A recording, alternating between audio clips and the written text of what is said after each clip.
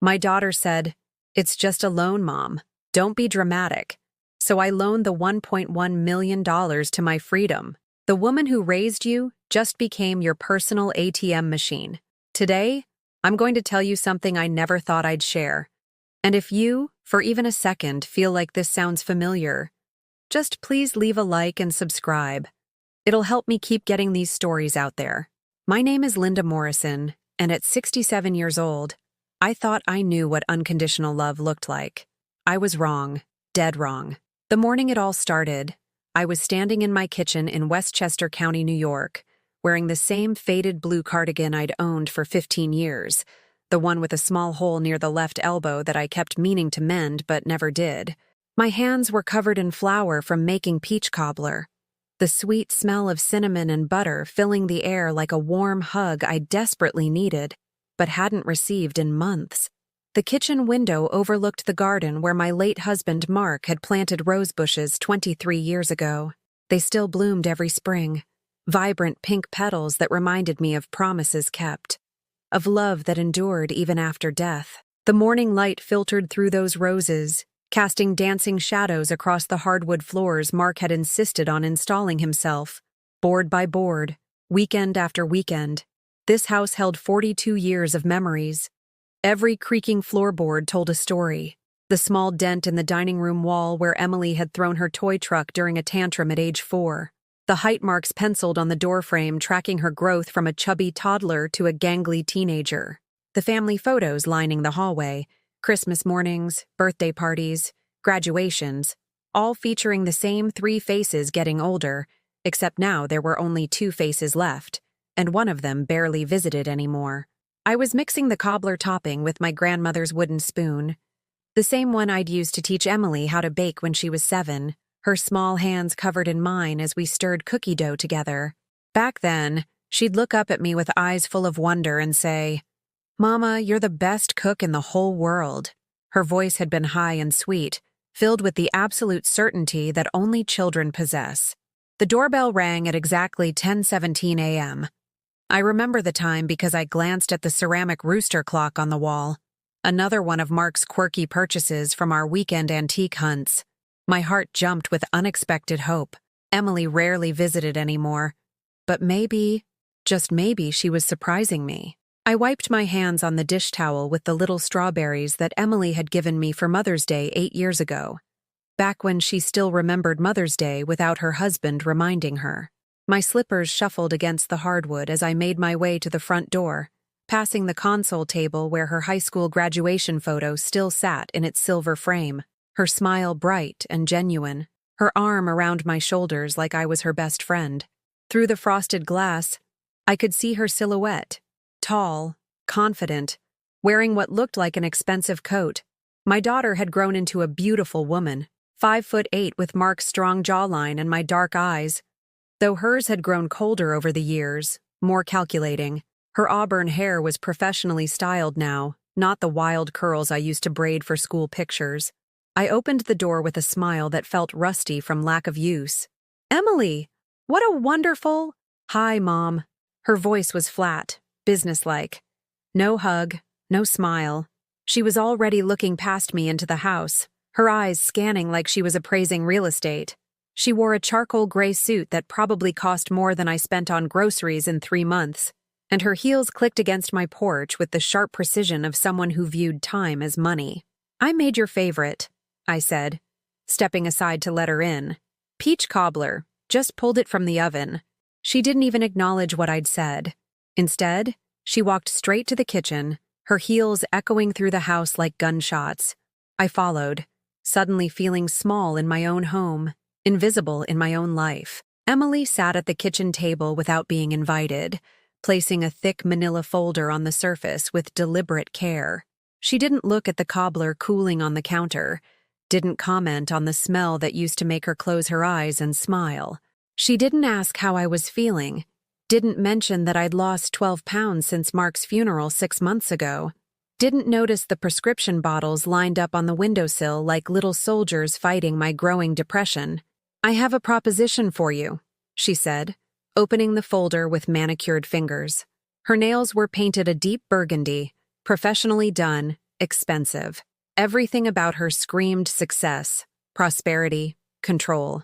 I sat across from her, my heart sinking with each second that passed without warmth, without connection, without even basic courtesy. The wooden chair creaked under my weight, the same chair where she used to sit doing homework while I cooked dinner, where she'd tell me about her day at school, her crushes, her dreams. "What kind of proposition?" I asked, though something in my chest was already tightening with dread. She slid a document across the table. The papers were crisp, official-looking, with letterheads from law firms I'd never heard of. Numbers jumped out at me. Big numbers with lots of zeros that made my eyes water. "It's just a loan, Mom," she said, tapping those perfect nails against the table in a rhythm that sounded like a countdown. "Don't be dramatic. You'll help us get this real estate venture off the ground, and we'll pay you back in no time. It's a sure thing." The number at the bottom of the page made my breath catch. $1. 1 million. I stared at the papers, then at my daughter, then back at the papers. "Emily, this is more than $1 million. "I know how to read, Mom." Her tone was sharp, impatient, like I was a child who'd asked an obvious question. "Look, David and I have been working on this deal for months. It's a prime property development opportunity in the Hamptons. The returns will be incredible, but we need capital to secure the land. The bank wants to see liquid assets backing the loan." David, her third husband. A man I'd met exactly twice, both times at expensive restaurants where he spent the entire meal on his phone, making what he called important calls. He was 15 years younger than Emily, with perfectly white teeth and hands that had never done manual labor. He called me Linda, like we were business associates, not family. $1 million is, I started, but she cut me off. "It's nothing compared to what Dad left you." The words hit me like a slap. How did she know about Mark's investments? I'd never told her about the stocks, the bonds, the careful financial planning he'd done for decades without my knowledge. I'd discovered it all after his death, sitting in a lawyer's office while a stranger read through documents that revealed my late husband had quietly built a fortune I never knew existed. "How do you know about—" "Mom, please." Emily rolled her eyes, an expression that took me back to her teenage years when everything I said annoyed her. "You think I don't pay attention? You think I didn't notice when you paid off the house after Dad died? When you bought that new car? I'm not stupid." But I hadn't bought a new car. I'd bought a 3-year-old Honda to replace the 15-year-old one that finally died, and I'd only paid off the remaining $47,000 on the mortgage, because Mark had always worried about leaving me with debt. I looked down at my hands, still bearing traces of flour from the cobbler she hadn't acknowledged. These hands had changed her diapers, packed her school lunches, applauded at every soccer game, held her when boys broke her heart. These hands had worked double shifts at the diner when Mark's hours got cut, had sewn Halloween costumes by lamplight, had counted pennies to make Christmas magical. "Emily," I said softly, "this is my security. This is what your father left to take care of me." She leaned back in her chair, and for a moment, her expression softened.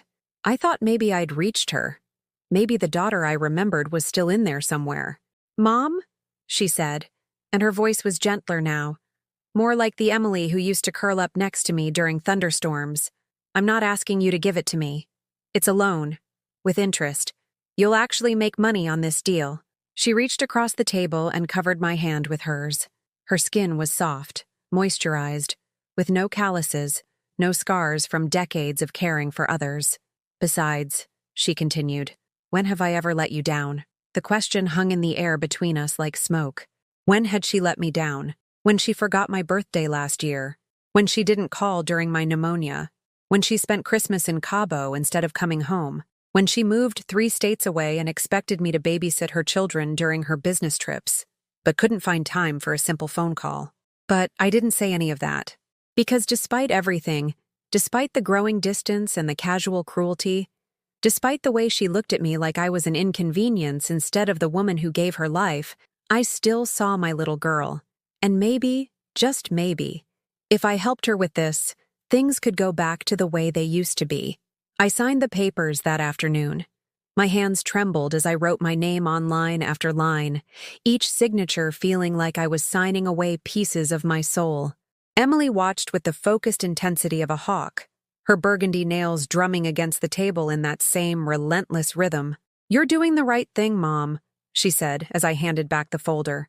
But her eyes weren't on me. They were on the papers, checking each signature like a bank teller verifying currency. The right thing. I'd been doing the right thing for Emily her entire life. And somehow, the right thing always seemed to cost me everything. When she was 16 and crashed her first car, the used Honda Civic I'd worked overtime for 3 months to buy, I'd sold my grandmother's engagement ring to pay for repairs and her insurance deductible. Emily had shrugged and said, "Accidents happen, Mom. At least I wasn't hurt." She never asked about the ring, never noticed it was gone from my finger. When she wanted to go to Columbia University instead of the state school we could afford, I'd taken a second mortgage on the house, $40,000 in additional debt that I'd hidden from Mark because I couldn't bear to see the worry in his eyes. Emily graduated with a business degree and immediately moved to Manhattan, where she got a job at a consulting firm and started dating men who wore suits that cost more than my monthly salary. "I'm building my career, Mom," she'd say whenever I suggested she visit. "You understand, right? This is my time to focus on myself." Her time to focus on herself had lasted 23 years and counting. When she married her first husband, a surgeon named Robert who looked at me like I was the hired help, I'd planned and paid for the entire wedding. $18,000 for a day that was supposed to celebrate love but felt more like a business merger. Emily had wanted everything perfect. The country club venue, the imported flowers, the designer dress that cost more than most people's cars. "It's my special day, Mom," she'd said when I'd gently suggested a smaller ceremony. "I only get one wedding." Except she didn't. There had been 3 weddings, and I'd contributed to all of them. The second was smaller but still cost me $12,000 because Emily said she'd learned from her mistakes and wanted something more intimate. The third, to David, had been a destination wedding in Napa Valley that I'd helped fund, despite not being able to afford the plane ticket to attend.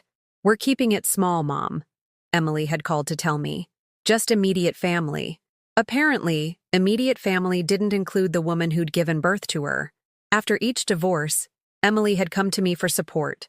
Not emotional support, actual money, legal fees, moving expenses, deposits on new apartments.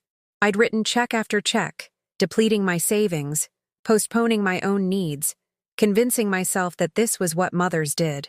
"I'll pay you back when I get back on my feet," she'd promise each time, but she never did.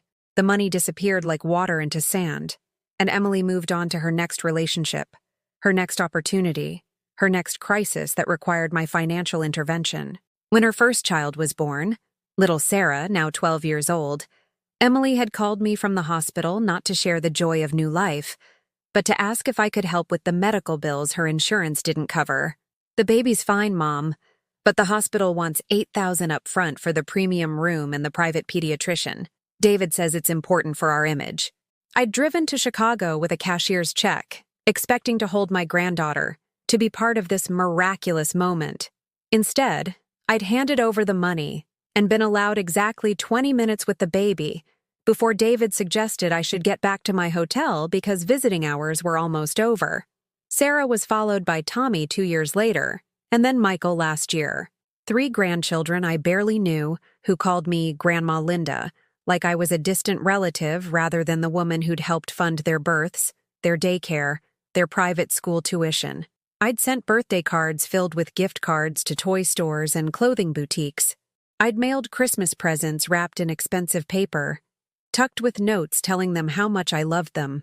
The thank you calls had gotten shorter each year, more perfunctory, until they'd stopped coming altogether. "The kids are so busy with activities," Emily would explain when I asked about them. "You know how it is with children these days. Soccer, piano lessons, tutoring, they barely have time to breathe." But they had time for expensive vacations that Emily posted on social media. They had time for ski trips to Aspen and beach houses in the Outer Banks. They just didn't have time for a grandmother who lived 3 states away, and whose only value seemed to be the checks she could write. Mark had tried to talk to me about it, especially in those last few years before his heart attack. He'd watch me hang up the phone after another request from Emily, see the way my shoulders sagged with each financial demand. "Linda," he'd say in that gentle voice that had gotten me through 43 years of marriage, "you can't keep doing this. She's a grown woman with her own family. You're enabling her. She's my daughter." I'd reply, the same answer I'd given him dozens of times. "What am I supposed to do?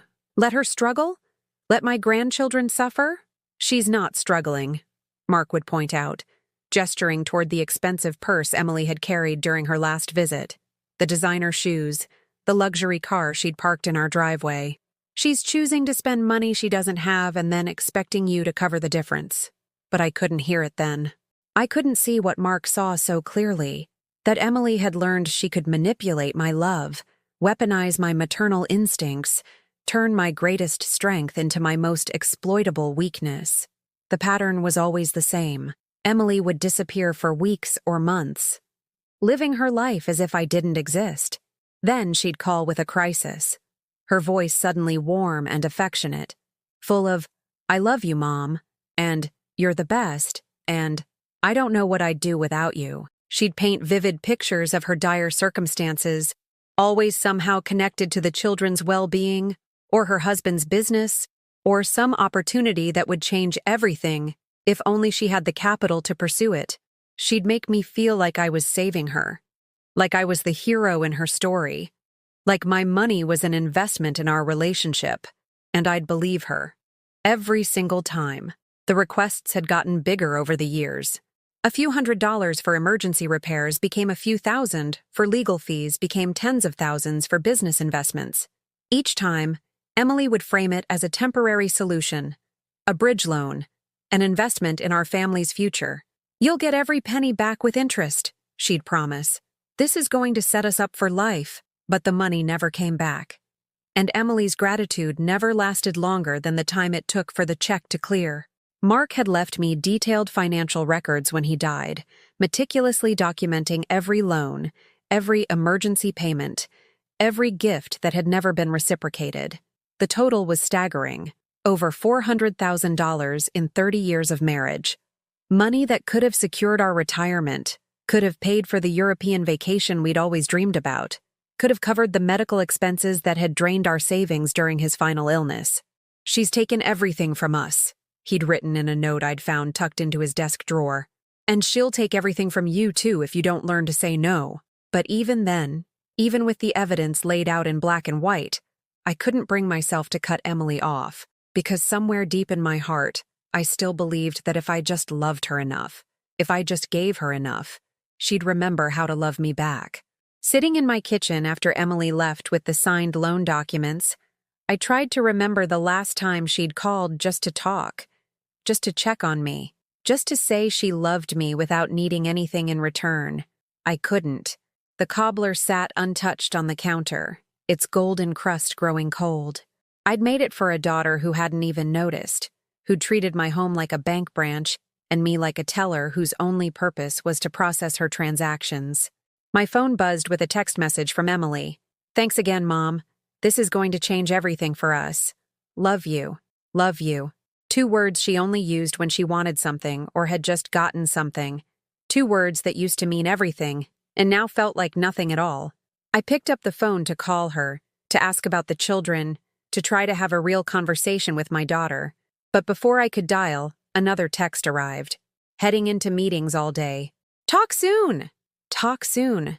Another promise that would never be kept. Another breadcrumb thrown to keep me hoping, keep me invested, keep me believing that somewhere inside the calculating woman who just walked out my door, my little girl still existed. I set the phone down and walked to the living room, where her high school graduation photo still sat on the mantel. In the picture, she was beaming, her arm around my shoulders, looking at me like I hung the moon. When had that changed? When had I stopped being her hero and become her ATM machine? Was I used? The question whispered itself through my mind like poison, spreading through my thoughts, contaminating every memory, every justification, every excuse I'd made for her behavior over the years. Was I used? The weeks that followed the loan signing were the loneliest of my life, and that's saying something, because I'd been feeling invisible for years. Emily disappeared completely. No phone calls, no text messages, not even the courtesy of letting me know the money had transferred successfully. I'd check my bank account obsessively, watching the balance drop by $1.1 million in a single electronic transaction that took less than 30 seconds to process. 43 years of Mark's careful saving, gone with a few keystrokes. My 68th birthday came and went on a Tuesday in October. I'd always loved my birthday, not because I needed gifts or parties, but because it was the one day Emily usually remembered I existed. For 20 years she'd called, sometimes sent flowers, occasionally even visited. This year, nothing. I sat by the phone all day, jumping every time it rang, hoping to hear her voice saying, "Happy birthday, Mom," in that warm tone she used to have. But the only calls were from telemarketers trying to sell me extended car warranties and home security systems. That evening, I did something I'd never done before. I called her. "Hello?" Emily's voice was distracted, distant. I could hear children laughing in the background, the sound of a television, David's voice asking about dinner reservations. "Hi, sweetheart," I said, my voice catching slightly. I was hoping you might call today." "Why would I call today?" There was genuine confusion in her voice, like I'd asked her to explain quantum physics. "It's my birthday." The silence stretched so long I thought the call had dropped. Finally, Emily sighed. "Oh, Mom, I'm sorry. Things have been absolutely crazy with the new property acquisition. David and I have been in meetings nonstop, and the kids have been... Look, happy birthday, okay? I'll send you something nice." Something nice. Like I was a distant aunt she felt obligated to acknowledge. "I don't need anything," I said quickly. "I just wanted to hear your voice." "How are the children? How's little Michael? Is he walking yet?" "Mom, I really can't talk right now. We're heading out to dinner and David's already in the car. I'll call you this weekend, okay?" She didn't call that weekend, or the next one. 2 weeks later, I saw the Instagram post. Emily at some fancy restaurant in the Hamptons, raising a champagne glass to celebrate closing on our dream property. She looked radiant, successful, surrounded by people in expensive clothes. The caption read, "Couldn't have done it without my amazing team. Our dreams come true. Real estate. Blessed." My money had made that celebration possible. My sacrifice had put that champagne glass in her hand, that smile on her face, that blessed hashtag on her social media. But I wasn't part of her team. I wasn't even mentioned. The comments were full of congratulations from friends I'd never heard of. "You deserve this. So proud of you. Success looks good on you," I wanted to comment.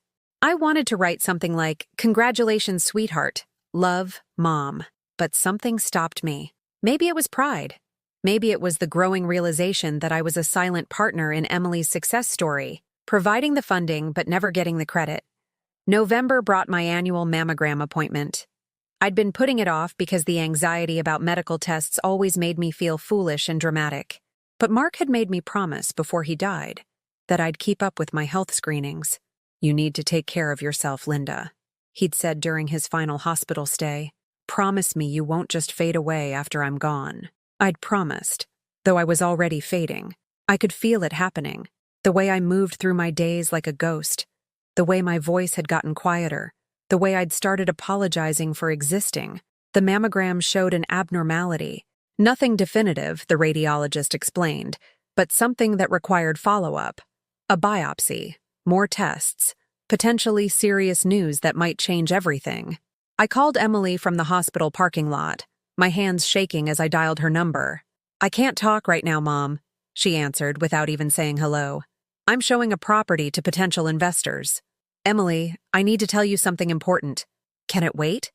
This is a really big deal, and I can't be distracted right now." "I'm at the hospital," I said, the words tumbling out. "They found something on my mammogram. I'm scared." The pause lasted exactly 3 seconds. I counted them. "I'm sure it's nothing, Mom. These things usually are. Look, I'll call you tonight after my dinner meeting, okay?" She didn't call that night. Or the next day. Or the day after that. I went through the biopsy alone, sitting in the waiting room surrounded by other women who had husbands, daughters, friends holding their hands. The nurse kept asking, Is someone coming to drive you home? And I kept saying, they'll be here soon, even though nobody was coming. The results came back benign, thank God. But the relief was overshadowed by a deeper, more painful realization. If it had been malignant, if I'd received a death sentence instead of a clean bill of health, I would have faced it completely alone. When I finally reached Emily 3 days later, she said, "See? I told you it would be fine. You worry too much, Mom." She never asked about the details, never asked how I'd felt sitting in that waiting room, never apologized for not being there when I needed her most. December came with its usual holiday expectations. I'd always been the one to plan Christmas, to send gifts to the grandchildren, to create traditions that bound our scattered family together. This year, I felt too exhausted to maintain the pretense that anyone actually wanted to spend Christmas with me. I sent the usual gifts, expensive toys for the children, carefully chosen presents for Emily and David. I included handwritten notes telling each grandchild how much I loved them, how proud I was of their achievements, how much I missed them. Christmas morning, I sat in my empty house waiting for thank you calls that never came. At 3 p.m., my phone finally rang. "Merry Christmas, Mom," Emily said, her voice bright and cheerful. "Thank you so much for the gifts. The kids loved everything." In the background, I could hear laughter, conversation, the sounds of a big family gathering. David's parents were visiting for the holidays, Emily explained. His siblings and their children. A house full of people celebrating together. "We're just sitting down to dinner," Emily said. "David's mom made her famous prime rib, and we have so much food we don't know what to do with it all." I was eating a frozen dinner for one, the kind with compartments that kept the sad vegetables separate from the rubbery turkey. "Maybe I could drive down tomorrow?" I suggested tentatively. "I could meet David's family, spend some time with the grandchildren." "Oh, Mom, that's sweet, but we're all exhausted from the holidays, and David's family is only here until tomorrow night. Maybe next time?" Next time. Another promise as empty as all the others. That's when I made the phone call that changed everything. I called David's office directly, using the number from the business card he'd given me months ago. I told his secretary I was Emily's mother and needed to discuss some financial documents related to their real estate venture. "I'm sorry, Mrs. Morrison," the secretary said politely, "but Mr. Williams is in the Bahamas until January. He and his family are spending the holidays at their new vacation home.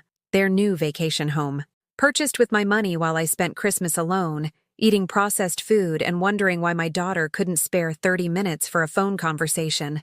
I hung up and immediately opened my laptop, something I rarely did except to check email and pay bills online. But that night, I became a detective in my own life, searching for evidence of what my sacrifice had actually funded. Emily's social media told the story in high-definition detail. Photos from their Bahamian Christmas vacation in a sprawling beachfront villa. The children building sandcastles while Emily lounged by an infinity pool. David on a yacht he'd apparently purchased for client entertainment. Emily shopping in Nassau, her arms full of designer bags, her smile bright with the satisfaction of unlimited spending. Every image was a knife to my heart. My $1 million hadn't just funded their real estate venture. It had bankrolled a lifestyle I could never afford, experiences I'd never have, luxuries that were as foreign to me as space travel. But the worst discovery came when I clicked on David's LinkedIn profile. His company bio listed recent acquisitions, including something called Morrison Holdings LLC, a real estate investment firm he'd established just 2 months after receiving my loan. Morrison Holdings. My last name, used for a company I knew nothing about, had no stake in, and would never benefit from. I clicked deeper, following links and cross-references with the desperate focus of someone who needed to understand how completely she'd been betrayed. What I found made my blood run cold. They'd used my loan not just for the initial property purchase, but as collateral for a much larger investment scheme. They'd leveraged my $1.1 million into a $3.2 million development project. And somehow, in the maze of legal documents and corporate structures, they'd managed to use my house, the home Mark and I had spent 42 years paying for, as additional security. My home. The one place I thought was safe, was untouchable, was mine. I found the papers buried in my own files, documents I'd signed along with the loan agreement without reading carefully. In my trust, my desperation to help my daughter, my pathetic gratitude that she'd included me in her success story, I'd signed away my security without even realizing it. The house I was sitting in, surrounded by 42 years of memories, legally belonged to Morrison Holdings LLC, as long as David and Emily's investment remained active. If their venture failed, I wouldn't just lose my money, I'd lose my home. I sat at my kitchen table until dawn, staring at the legal documents that had turned my daughter into my landlord and my love into her leverage. The peach cobbler I'd made the day she asked for the loan was still in my refrigerator, now covered in mold. Its sweetness turned to rot, just like everything else I'd tried to give her. That morning, I didn't make coffee. I didn't shower. I didn't pretend that today would be different from yesterday, or that tomorrow might bring the phone call where Emily remembered she had a mother. Instead, I sat on my front porch in my nightgown and bathrobe, watching the sun come up over the neighborhood where I'd lived for 4 decades, wondering if I'd still be allowed to watch it set. I didn't sleep for 3 days after discovering what they'd done to my house. Instead, I sat in Mark's old recliner, the one that still smelled faintly of his aftershave, clutching the legal documents that had turned my home into their collateral. On the 4th day, I did something I'd never done in 68 years of life. I got angry. Not the quiet, swallowed anger I'd carried for years. Not the disappointed frustration I'd learned to bury beneath smiles and understanding. This was something primal and clean and completely unfamiliar. Rage that burned through my chest like wildfire, consuming every excuse I'd ever made for Emily's behavior.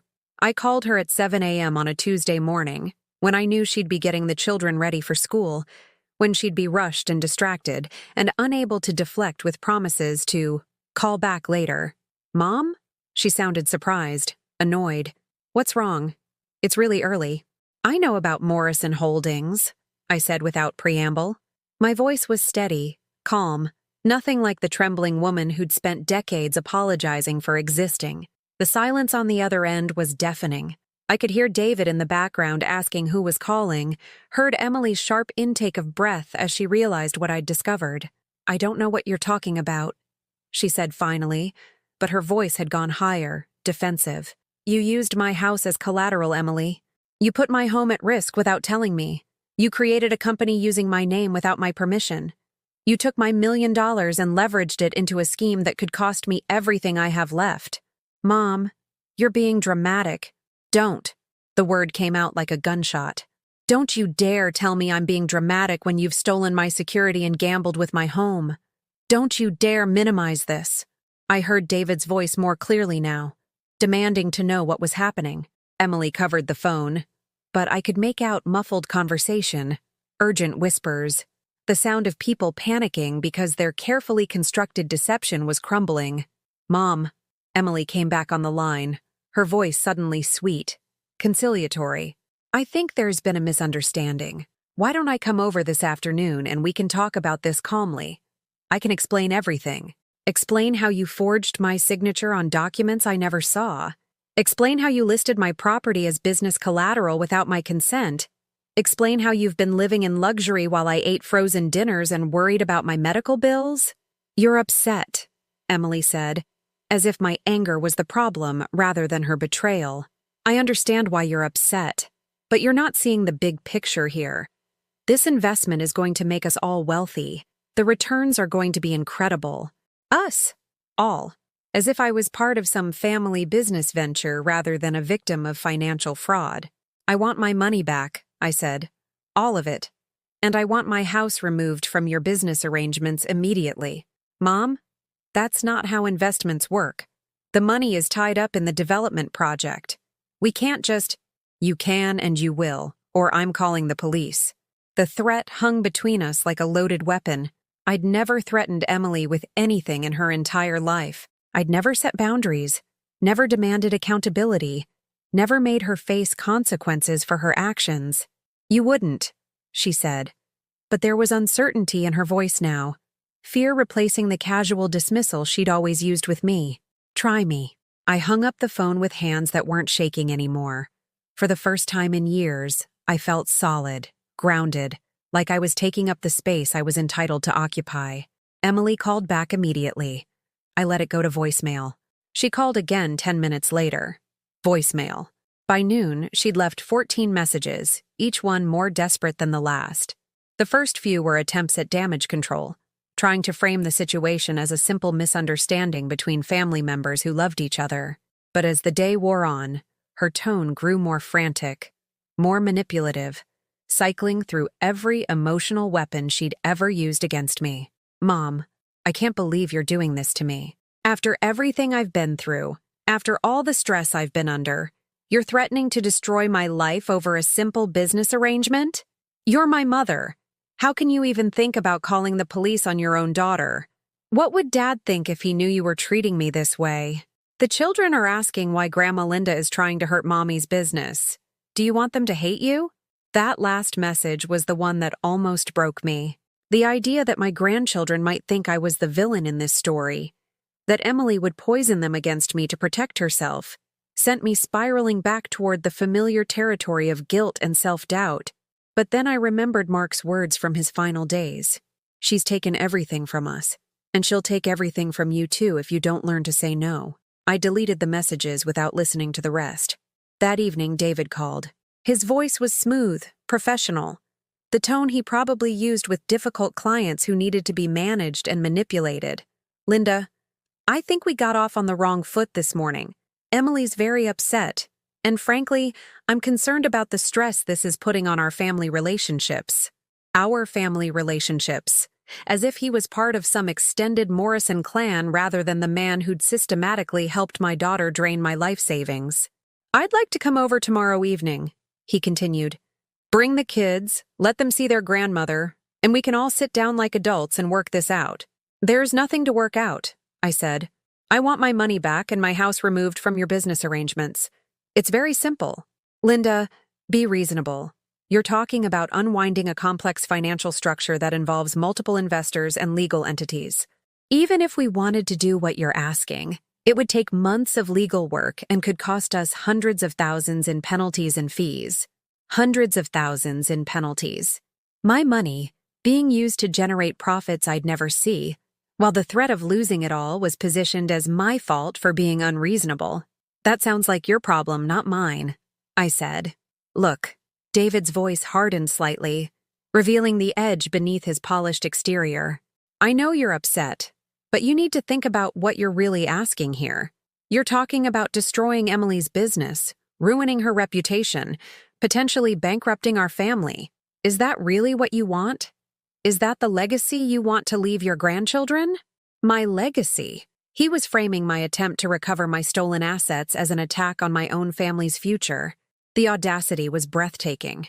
My legacy, I said slowly, is not to be a doormat for people who think love means never having to face consequences for their actions. I hung up on him too. The next morning brought Emily to my doorstep at 6:30 a.m. She looked terrible, hair unwashed, makeup smeared, wearing sweatpants and a wrinkled t-shirt I'd never seen her in before. Behind her, the 3 children stood on my porch like hostages in a negotiation. Grandma Linda, Sarah, the 12-year-old, ran toward me with the enthusiasm I remembered from her younger years. Mommy said we could have breakfast with you. My heart clenched seeing them. Tommy, now 10, hung back shyly, but Michael, just 3 years old, raised his arms to be picked up. These innocent children had been weaponized, brought here to serve as emotional leverage in their mother's desperate attempt to maintain control. Hi, babies, I said, kneeling down to hug them. Over their heads, I met Emily's eyes, seeing the calculation there, the way she was already measuring my response to determine how to use it. I brought them so you could see what you're really threatening, Emily said, her voice loud enough for the children to hear. When you destroy our business, you're destroying their future, their college funds, their security. Sarah looked confused, glancing between her mother and me.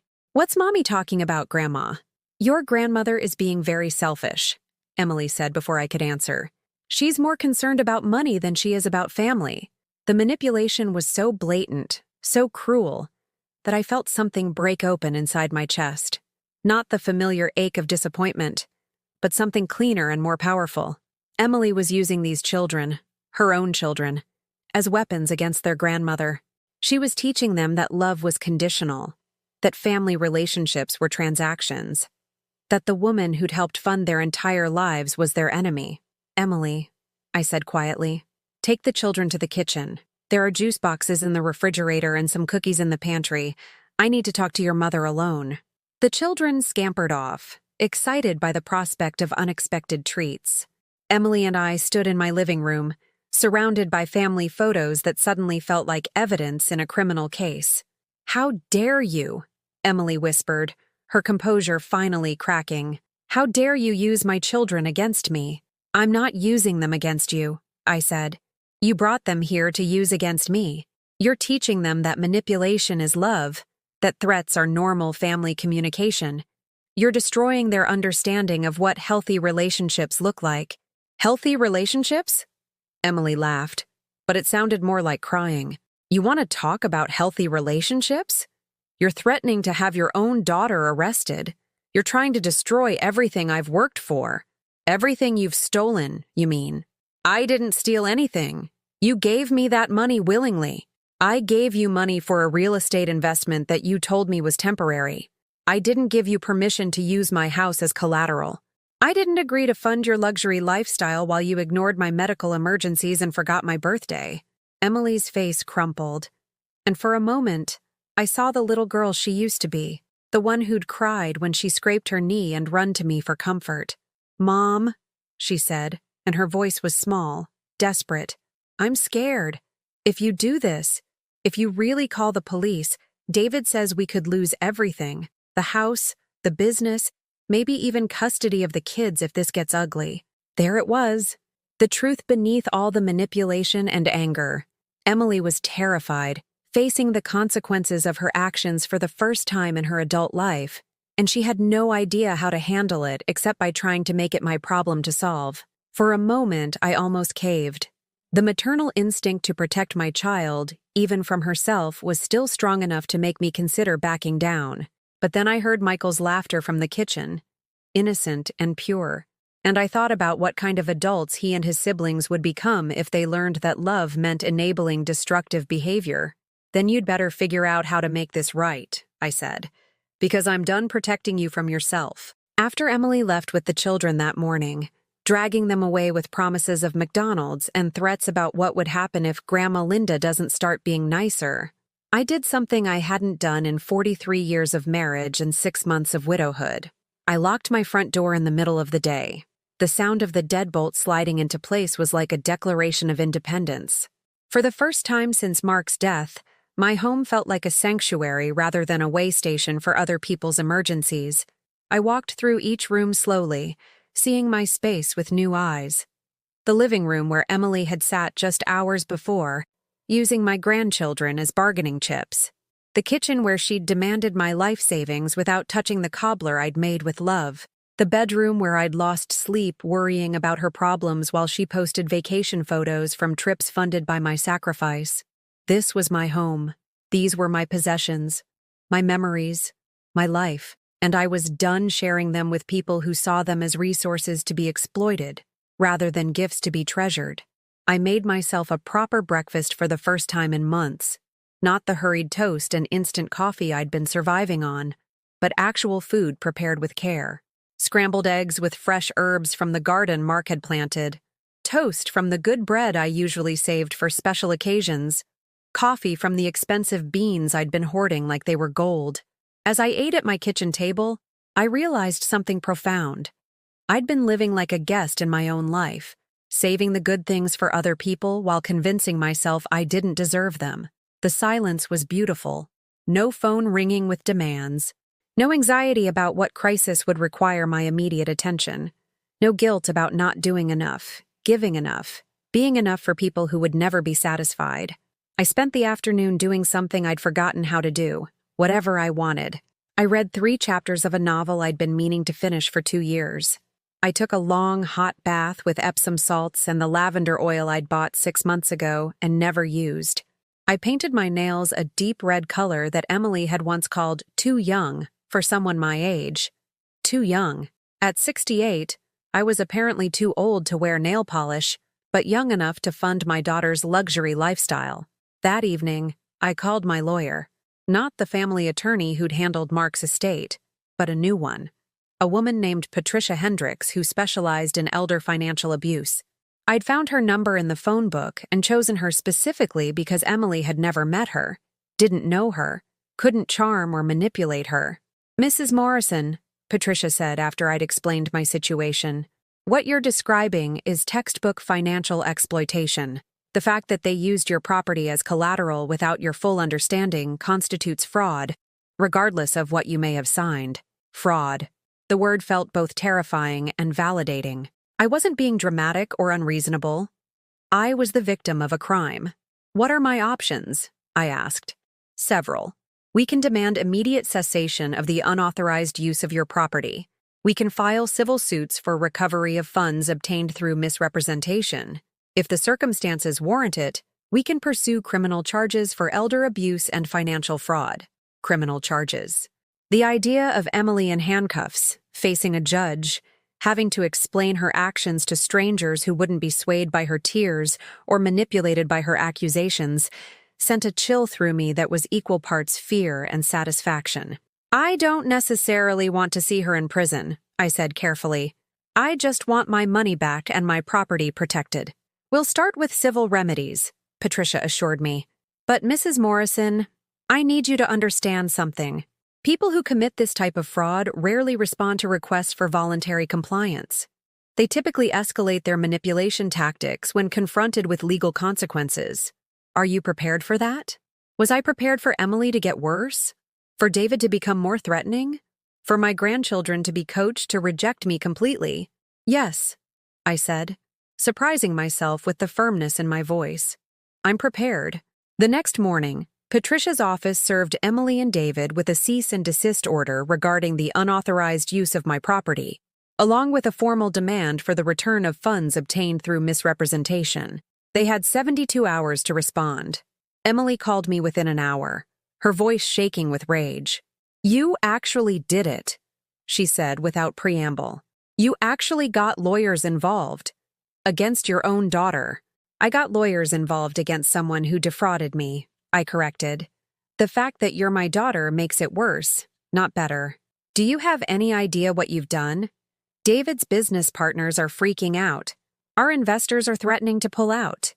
You could destroy everything we've worked for, everything they'd worked for with my money, using my house as security, while excluding me from any benefits or decision-making." "Good," I said, and meant it. "Good?" Emily's voice reached a pitch I'd never heard before. "You want to destroy your own family? You want to make your grandchildren suffer because you're angry about money?" "Emily, stop, just stop." I felt a calmness settle over me, the kind of peace that comes from finally speaking truth after years of swallowing lies. "You're not my family. Family doesn't steal from each other. Family doesn't use each other. Family doesn't weaponize children against their grandmother. I'm your daughter. You're a stranger who happens to share my DNA.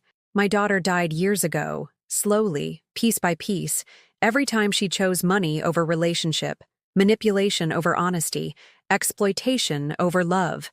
The silence on the other end was complete. I could hear her breathing, could almost picture her face as she processed what I'd said. "You don't mean that," she whispered finally. "I mean every word. You want to know what you've done, Emily? You've set me free. For the first time in your adult life, I'm not responsible for your problems. I'm not obligated to fix your mistakes. I'm not required to sacrifice my security for your ambitions. Mom, don't call me that. You lost the right to call me that when you decided I was a bank account instead of a person."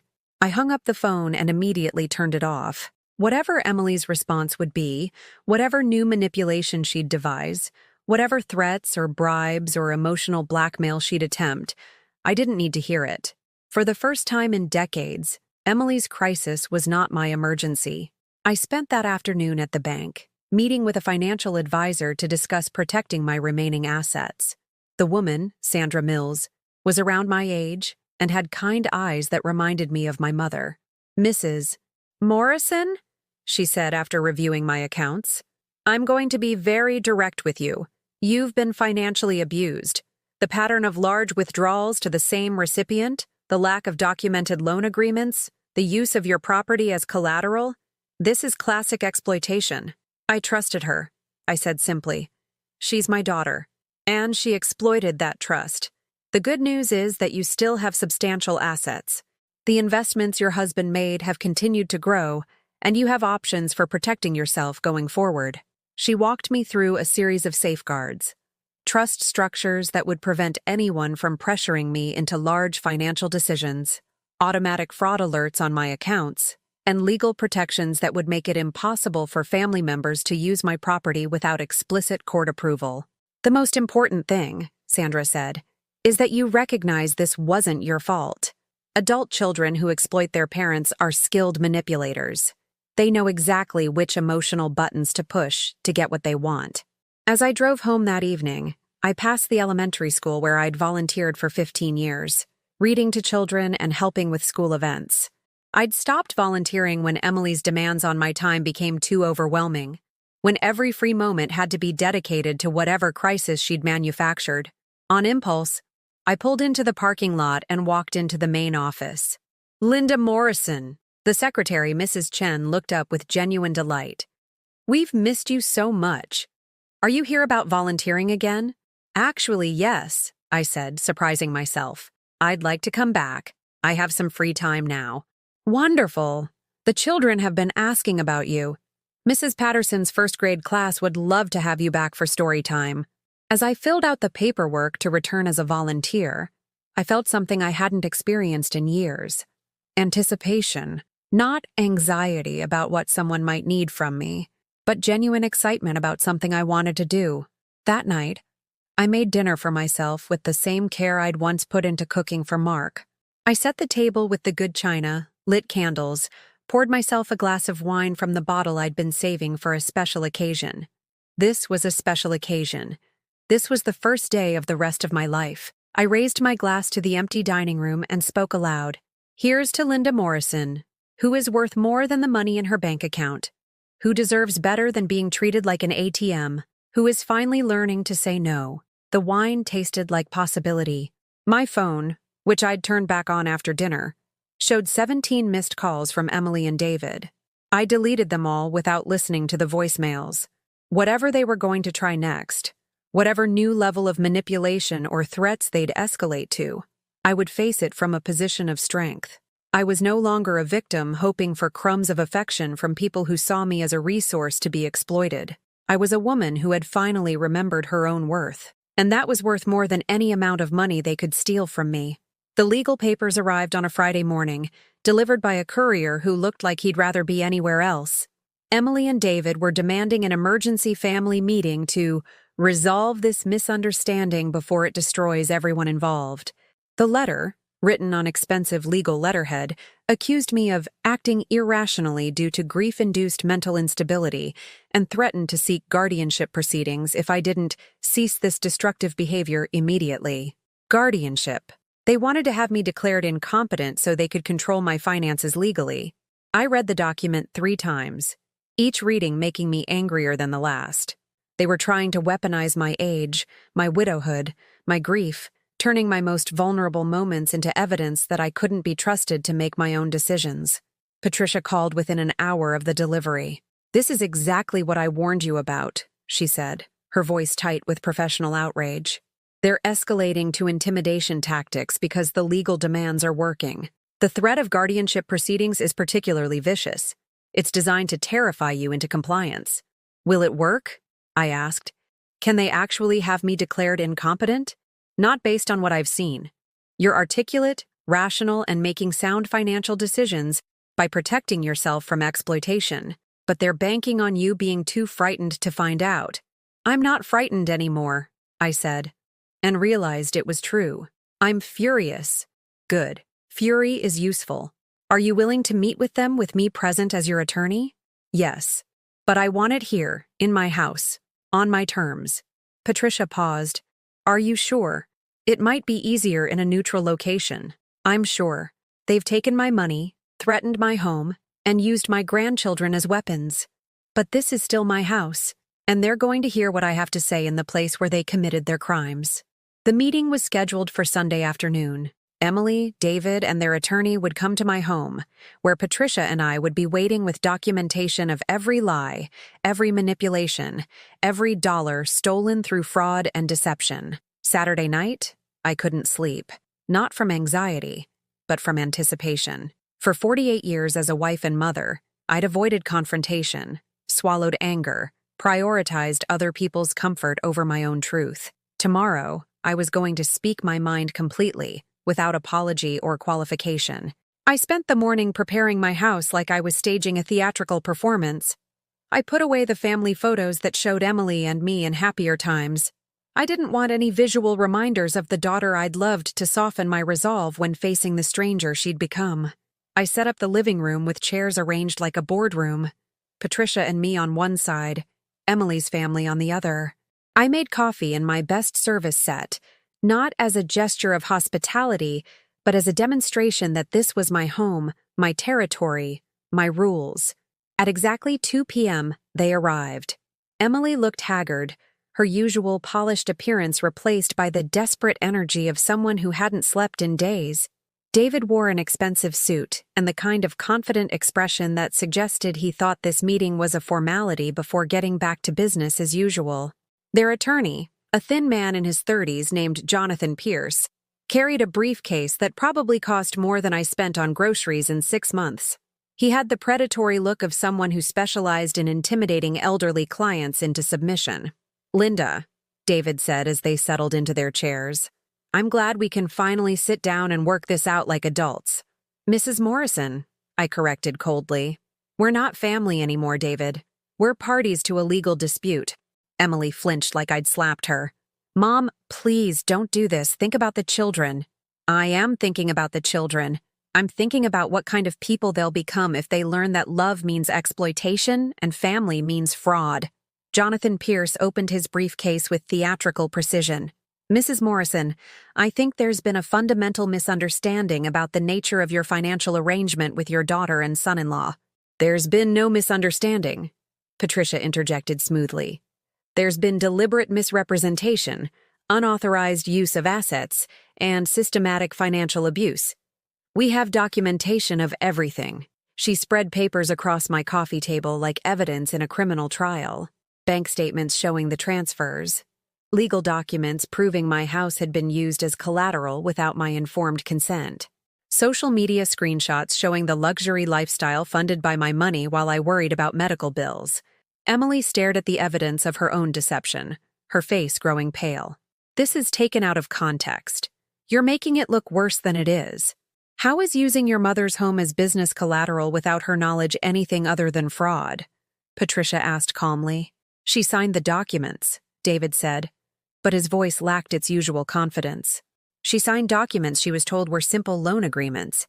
She wasn't informed that her primary residence would be at risk if your business ventures failed." Jonathan Pierce tried to regain control of the conversation. "Mrs. Morrison, even if there were irregularities in the initial arrangement, pursuing this matter legally will be expensive and time-consuming for everyone involved. Wouldn't it be better to work out a reasonable payment plan?" "A reasonable payment plan," I repeated slowly. "You mean the kind where I accept partial repayment over years while my daughter continues living in luxury, hoping I'll die before the debt is settled?" Emily gasped. "How can you say that? How can you think I would—" "Because you've already spent $400,000 of my money over the years and never paid back a single cent.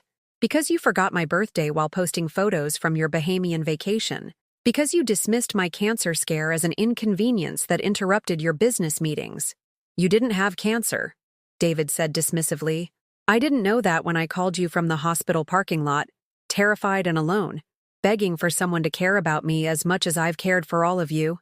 I stood up, pacing to the window that looked out over Mark's rose garden. The flowers were blooming again, pink petals bright against the green leaves, beautiful and resilient, and completely indifferent to the human drama playing out inside. "You want to know what's unreasonable?" I continued, turning back to face them. "What's unreasonable is spending 48 years putting other people's needs before my own. What's unreasonable is working double shifts to pay for your wedding while my husband worried about our retirement. What's unreasonable is sacrificing my security for people who see me as a bank account with a heartbeat. We don't see you that way." Emily whispered, but she couldn't meet my eyes. When was the last time you called me just to talk? When was the last time you asked how I was feeling without needing something? When was the last time we had a conversation that wasn't ultimately about what you needed from me? The silence stretched between us like a chasm. Emily opened her mouth several times, but no words came. She couldn't answer because there was no answer. Every interaction we'd had for years had been transactional. I loved you, I said finally. I loved you so much that I forgot to love myself. I gave you everything I had and convinced myself that was what good mothers did. But love without respect isn't love. It's dependency dressed as devotion. Mom, stop calling me that. My voice was quiet but absolute. You lost the right to call me that when you decided I was a resource instead of a person. I walked to the mantelpiece where I'd placed something earlier that morning. The last family photo of all of us together, taken at Christmas 3 years ago. Emily, David, and the children smiling around my tree, surrounded by gifts I'd bought with money I could barely afford.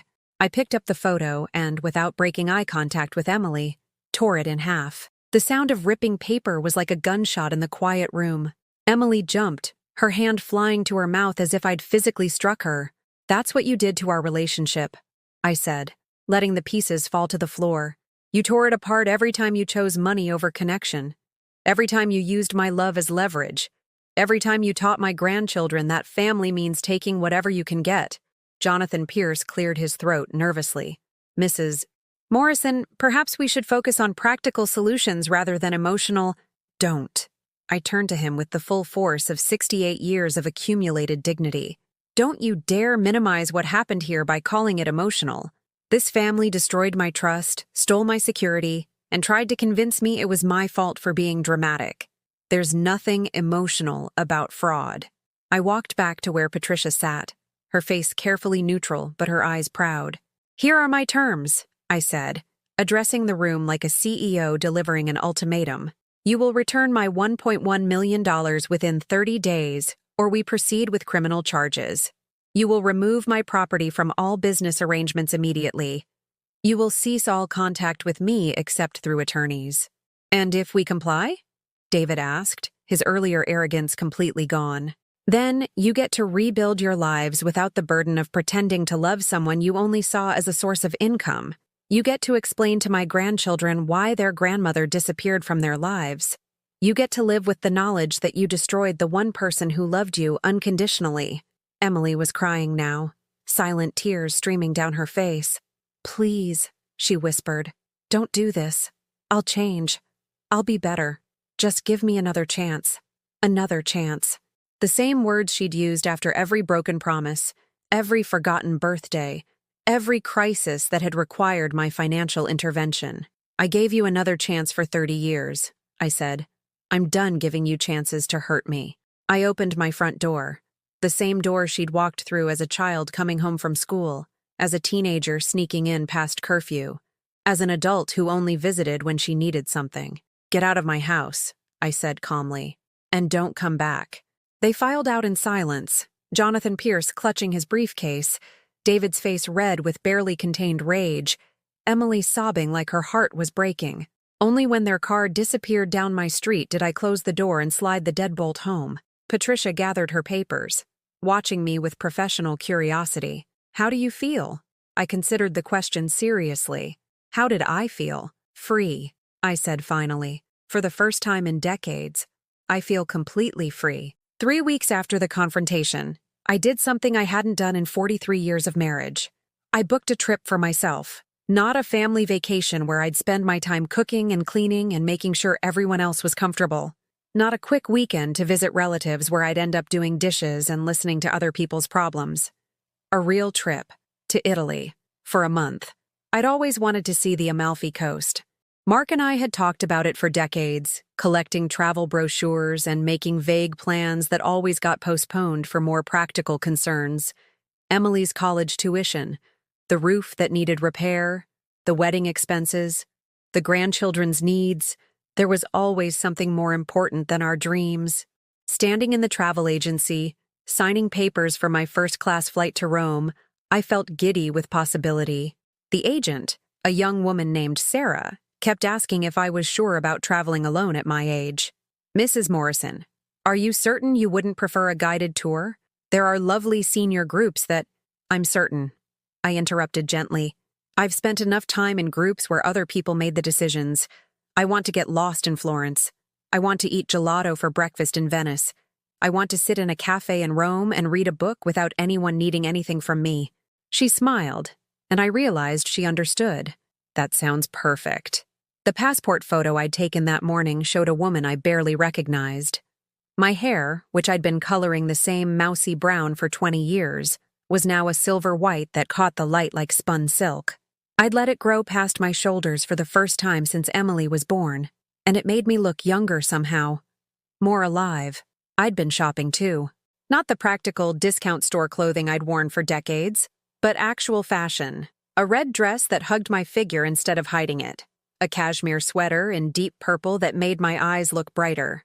Comfortable but stylish shoes that didn't come from the clearance rack. Emily would have said I was trying too hard, or dressing too young for my age. But Emily's opinions were no longer welcome in my life. The money had come back, all of it, transferred into my account on the 29th day of their 30-day deadline. No apology, no explanation, just the cold efficiency of people who'd realized they had no choice but to comply. Patricia had called to confirm the transfer and inform me that my property had been removed from all their business arrangements. They folded completely, she'd said with satisfaction. The threat of criminal prosecution was more than they could handle. David's business partners apparently weren't interested in being associated with elder abuse charges. I'd felt nothing. No triumph, no vindication, no satisfaction. Just a quiet recognition that this chapter of my life was finally closed. That evening, I'd taken myself to dinner at the fanciest restaurant in town, the same place David had taken Emily for their anniversary last year, posting photos of their expensive meal on social media while I ate frozen dinners alone. I'd worn my new red dress and ordered whatever looked interesting without checking the prices. The waiter, a young man named Marcus, had been attentive without being condescending, treating me like a valued customer rather than a pitiful old woman dining alone. "Are you celebrating something special tonight?"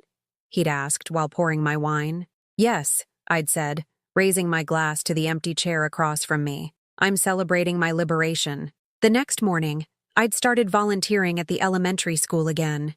Mrs. Patterson's first-grade class welcomed me back like a long-lost friend, their faces lighting up when I walked through the door with a stack of picture books. "Mrs. Morrison! Mrs. Morrison!" 6-year-old Miguel had run up to me, his gap-toothed grin radiant with joy. "Are you going to read us the story about the dragon?" These children didn't want anything from me except my time and attention. They didn't calculate my worth based on what I could give them. They just enjoyed my presence, laughed at my silly voices, and hugged me goodbye like I mattered. During recess, I'd sat with Mrs. Patterson in the staff room, drinking coffee and talking about everything except my family drama. "Linda," she'd said, "I don't know what's changed, but you seem different. Lighter somehow. Lighter." Yes, that was exactly right. I'd been carrying the weight of other people's expectations for so long that I'd forgotten what it felt like to move freely through the world. The transformation wasn't just emotional. I'd started taking care of my body in ways I'd neglected for years. Regular walks through the neighborhood where I actually noticed the changing seasons instead of hurrying past, focused on the next crisis I needed to solve. Yoga classes at the community center where I was slowly rediscovering muscles I'd forgotten I had. I'd even joined a book club, 12 women who met monthly to discuss literature and life, who laughed together and disagreed respectfully, and supported each other through both ordinary challenges and major transitions. When I'd mentioned my upcoming trip to Italy, they'd been genuinely excited for me, offering travel tips and asking me to bring back stories. "You're so brave," said Margaret, a widow in her 70s who'd lost her husband the year before. "I keep thinking about traveling, but I'm scared to go alone." "Come with me," I'd said impulsively. "Not this trip, but maybe the next one. We could explore Ireland together, or see the northern lights in Alaska." Her face had lit up like a child's on Christmas morning. "You'd really want a travel companion?" "I'd love one, as long as you promise not to need me to fix your problems or fund your adventures." She'd laughed, not understanding the deeper meaning behind my words. but I'd been completely serious. Any future relationships in my life would be built on mutual respect and genuine affection, not on my utility as a solution to other people's problems. 2 days before my departure to Italy, I'd received a letter. Not from Emily, she'd maintained the silence I'd demanded, but from my oldest granddaughter, Sarah. "Dear Grandma Linda," it began in the careful handwriting of a 12-year-old. "I don't understand why you and Mommy aren't talking anymore, but I miss you. Daddy says you're being selfish, but you never seemed selfish to me. You always listened to me and remembered what I liked and sent me books I actually wanted to read. I hope you're okay wherever you are." I'd cried reading that letter. Not the desperate, helpless tears I'd shed for years, but the cleaner sadness of mourning something precious that had been lost. Sarah was innocent in all of this, a child caught between adults who'd failed to model healthy relationships. I'd written back, carefully, "Dear Sarah, I'm not gone, sweetheart.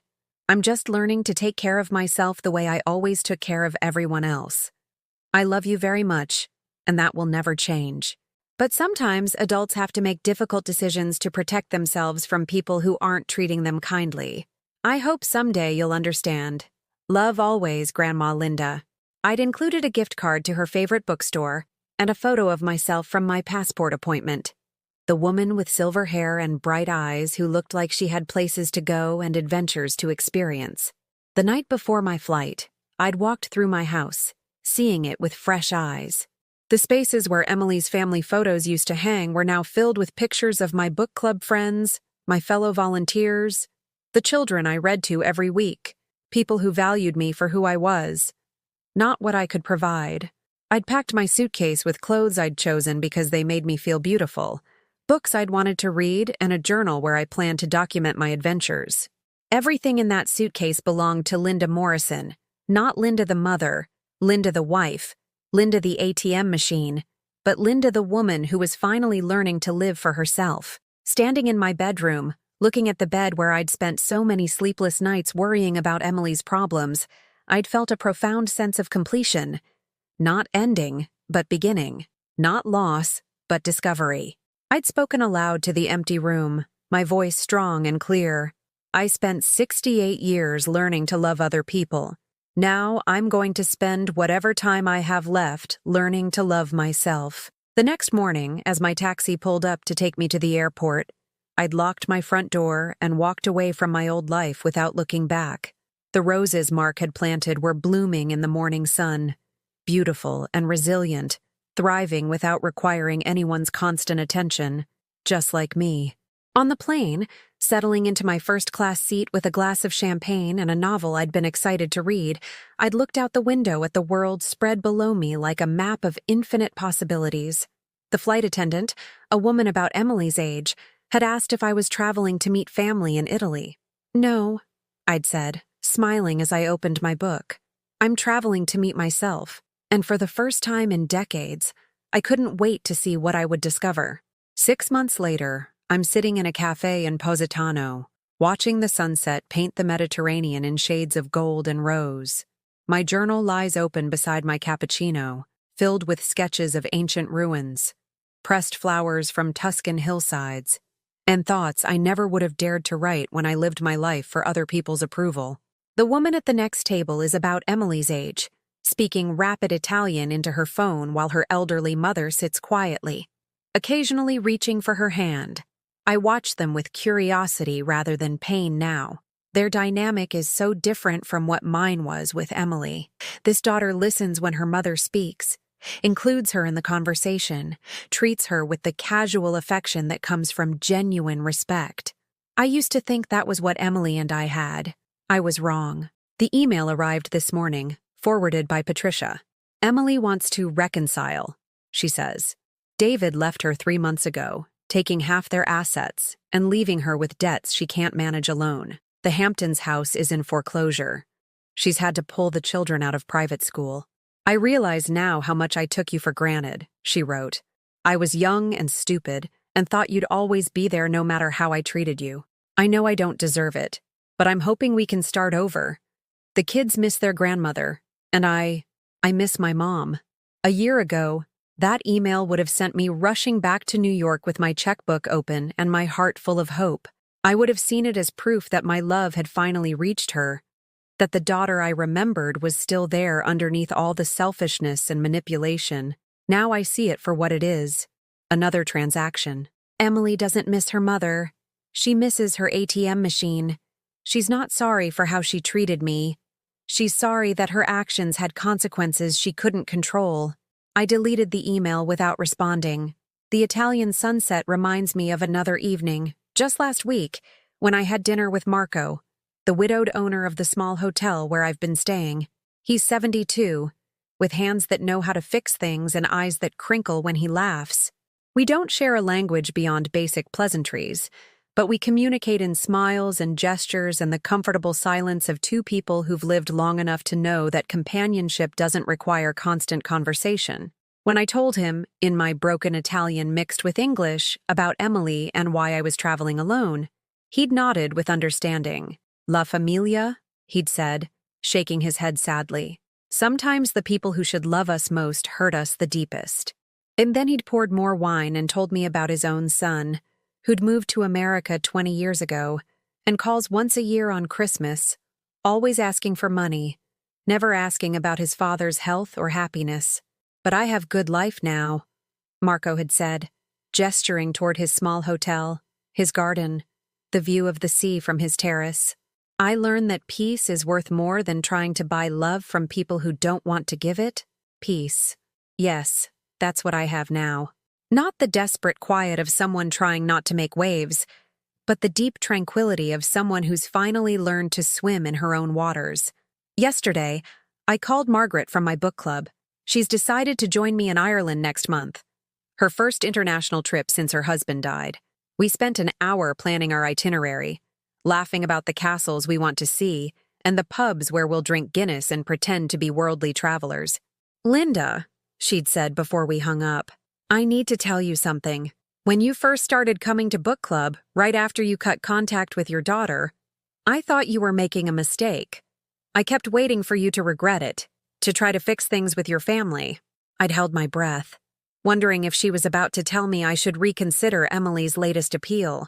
But watching you these past months, she'd continued, seeing how you've blossomed, how happy you are, I realize you didn't lose a daughter. You found yourself. Found myself. At 68 years old, I finally understand who Linda Morrison is when she's not defined by other people's needs and expectations. I'm a woman who reads voraciously and discusses books with passion. I'm someone who makes children laugh during story time and remembers their names and favorite characters. I'm a traveler who's not afraid to get lost in foreign cities, because getting lost sometimes leads to the most beautiful discoveries. I'm someone who can sit alone in a cafe without feeling lonely, who can eat dinner by candlelight without needing anyone to validate the experience, who can wake up each morning excited about what the day might bring, instead of anxious about whose crisis will demand my immediate attention. This morning, I received another email, this one from Sarah. She's 14 now, old enough to understand more about what happened between her mother and me. Grandma Linda, she wrote, Mom showed me the pictures from your trip to Italy. And you look so happy. Happier than I remember you looking when you used to visit us. I'm sorry my mom hurt you. I'm sorry I didn't understand before. I hope someday, when I'm 18 and can make my own decisions, we can meet for coffee and you can tell me about your adventures. I still have all the books you sent me, and I read them over and over. I cried reading that letter, but they were tears of hope rather than grief. Sarah sees the truth now. Understands that love shouldn't come with conditions and obligations. Maybe, in a few years, we can build a relationship based on genuine affection rather than family obligation. Or maybe we can't. Maybe Emily will poison that relationship too, teaching Sarah that grandmothers who don't provide financial support aren't worth maintaining contact with. Either way, I'll be okay, because I've learned the most important lesson of my life. You cannot love someone into loving you back. You cannot sacrifice your way into mattering to people who are determined to take you for granted. The woman I was a year ago would have seen that as a tragedy. The woman I am now sees it as a liberation. Tonight, I'm having dinner with a group of fellow travelers I've met here in Positano. We're from different countries, different backgrounds, different stages of life, but we've bonded over shared adventures and mutual respect. Nobody expects me to pay for their meals or solve their problems or be anyone other than exactly who I am. Tomorrow, I'm taking a boat to Capri, something I've wanted to do since I was 20 years old, and dreaming of a life bigger than the one I thought I deserved. Next month, Margaret and I will drink Irish coffee in Dublin and take photos of each other in front of ancient stone circles. Two women who learned late in life that friendship doesn't require sacrifice, only presence. And someday, maybe sooner than I expect, I'll meet someone, perhaps another traveler, perhaps a fellow volunteer, perhaps a neighbor I haven't noticed yet, who will see me as Linda Morrison, complete and valuable exactly as I am, rather than Linda Morrison, useful for what she can provide. Or maybe I won't. Maybe the rest of my life will be solo adventures and chosen family, and the deep satisfaction of finally knowing my own worth. Either way, I'm no longer afraid of being alone, because I've learned the difference between loneliness and solitude, between being needed and being loved, between giving until it hurts and giving because it brings joy. The sun has set now, and the cafe is lighting its evening candles. Other diners are arriving, couples holding hands, families with children, groups of friends sharing stories over wine. I used to look at scenes like this and feel excluded, like I was watching life from the outside. Now I see myself as part of the tapestry, not because I'm with someone else, but because I'm fully present in my own life. I close my journal and signal the waiter for my check. In a few minutes, I'll walk back to my hotel along the coastal path, listening to the waves and planning tomorrow's adventure. The night is warm, the stars are beginning to appear, and I have nowhere else I need to be. For the first time in my life, I am exactly where I belong, and that place is wherever I choose to be. Have you ever felt like you were giving so much of yourself that you forgot who you were underneath all that giving? Have you watched someone you love choose to see you as an obligation rather than a gift? Let me know in the comments. Your story matters, and maybe sharing it will help someone else find the courage to choose themselves. If this story touched something in your heart, please leave a like and subscribe to this channel. Sometimes the message someone needs to hear is that they're worth more than what they can give away. Sometimes that someone is you.